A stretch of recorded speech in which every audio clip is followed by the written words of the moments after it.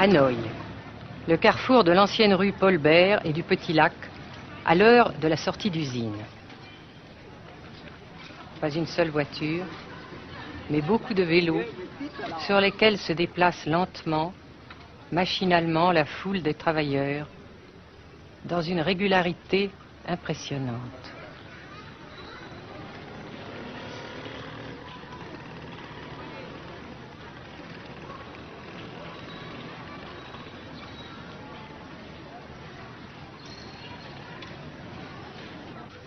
La sensation que ce pays est anormal ne nous a pas quittés au Nord-Vietnam.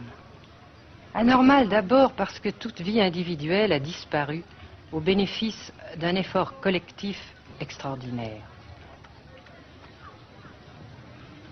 Dirigé d'une main de fer à l'intérieur d'un dispositif de sécurité draconien.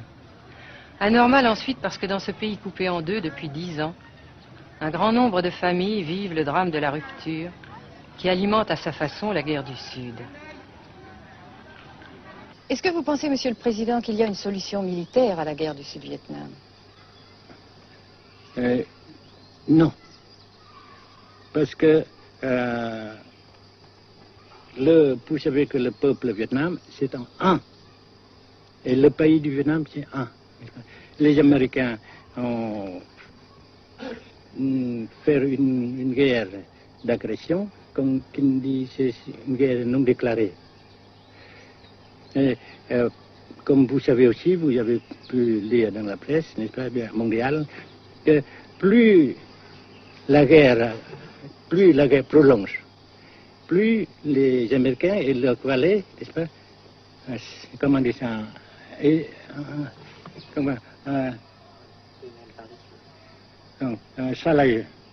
s'enliser, hein? Et plus ils supportent des échecs, comme vous savez récemment, n'est-ce pas? Par conséquent, la guerre ne peut pas durer éternellement. Et je suis très heureux que les politiciens haut placés français ont reconnu cela. Vous pensez que le général de Gaulle pourrait en quelque sorte, à un certain moment, arbitrer le conflit? Arbitrer, qu'est-ce que vous comprenez par le mot arbitraire? Nous ne sommes pas des équipes de football. Hein? Mais au-delà des accords de Genève, si je ne me trompe, une idée du général de Gaulle est la neutralisation de tout le sud-est asiatique. Est-ce que c'est une idée qui vous semble intéressante? Comme j'ai déjà dit quelquefois, c'est une idée intéressante. Mais ça dépend encore une fois de la volonté de ces peuples et la manière comment on procède à réaliser. C'est une grande question, n'est-ce pas? Et je ne peux pas dire que je suis d'accord. Et je ne dis pas que je ne suis pas d'accord, n'est-ce pas? Mais parce que vous dites, par exemple, vous dites fleurs. Fleurs, il y a beaucoup de sortes de fleurs. Il y a des roses, il y a des blanches, des rouges, etc. Et il y a qui sont bons et d'autres qui ne sont pas bons. Mais on dit fleurs. Monsieur le Président, nous avons constaté avec chagrin qu'au cours de notre voyage au Nord-Vietnam, que l'influence française était devenue à peu près inexistante dans votre pays. Les moins de 25 ans ne comprennent plus du tout le français. Et je me demande si, à votre idée, des rapports peuvent se rétablir tels que la France continue à jouer une sorte de rôle culturel ici. Avec la France surtout et avec tous les autres pays. Nous voulons avoir une coopération amicale, culturelle, économique, etc. Mais je suis sûr que vous ne voulez pas avoir, n'est-ce pas, que la France ait l'influence qu'elle avait avant.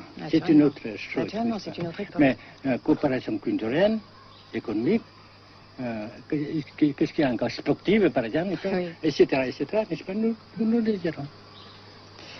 Si la guerre se cristallise au sud et se poursuit encore pendant quelques années, pensez-vous que l'avenir économique du Nord-Vietnam soit viable? Je suis sûr que c'est non seulement viable, mais ça progresse.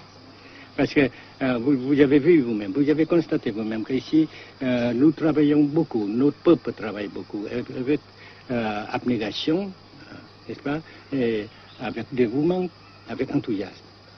Et d'un côté, nous travaillons pour, comment dirais-je, principalement, n'est-ce pas, de nos propres forces, de nos propres... Et aussi, nous avons, n'est-ce pas, l'aide fraternelle des pays socialistes, n'est-ce pas. Alors, nous, jusqu'ici et après cela, n'est-ce pas, nous avons déjà réalisé des progrès. Pas très grand comme nous voulons, mais nous avons réalisé des progrès.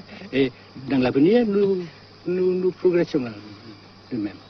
Mais vous mentionnez là l'aide des pays socialistes. Est-ce que cette aide ne s'est pas trouvée légèrement compromise à la suite du conflit idéologique entre la Russie et la Chine? Non, parce que ces questions, n'est-ce pas, différences idéologiques entre nos différents partis frères, c'est nos affaires intérieures. Ça passera. Et l'unité, ça se fera. Mais l'aide fraternelle continue et continuera. Et c'est très précieux pour nous. Bien sûr. Mais certains ont l'impression chez nous, Monsieur le Président, que le Nord-Vietnam se trouve actuellement assez isolé, asphyxié même, et que politiquement, il pourra difficilement éviter de devenir une sorte de satellite de la Chine. Qu'est-ce qu'on peut répondre à cela? Jamais.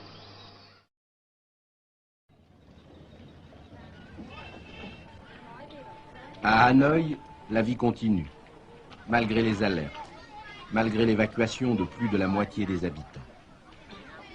Les petits magasins de la rue de la Soie sont pour la plupart fermés. Seule la trêve du Tet et ses fêtes de famille devaient redonner pour quelques jours un peu d'animation à la ville, avec la traditionnelle branche de pêcher en fleurs, symbole du nouvel an lunaire et du printemps tonkinois. La trêve, malheureusement, ne fut qu'un espoir déçu.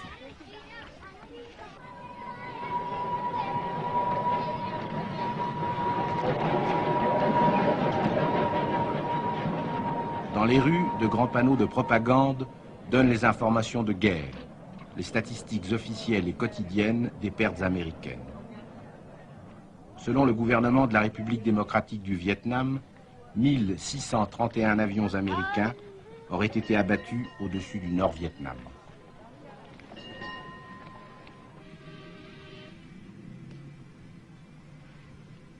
Le grand pont d'Oumer, construction métallique de 2 km de long à la sortie nord-est de Hanoï, assure toujours la traversée du fleuve Rouge. Sa sauvegarde est capitale. La défense antiaérienne du Vietnam, tant redoutée par les pilotes américains, dispose de nombreuses fusées solaires de fabrication soviétique. C'est la première fois que nous pouvons vous les montrer. Les rampes mobiles de lancement sont déplacées chaque nuit afin de déjouer les repérages.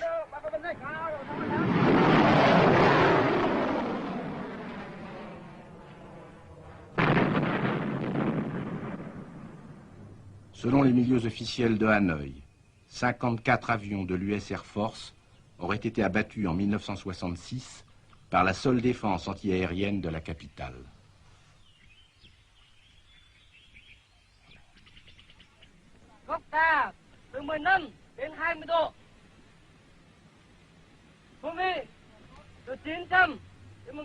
Pour la première fois également, nous avons pu voir les pilotes et les avions de chasse vietnamiens. Pour la plupart, leur formation a été assurée en URSS.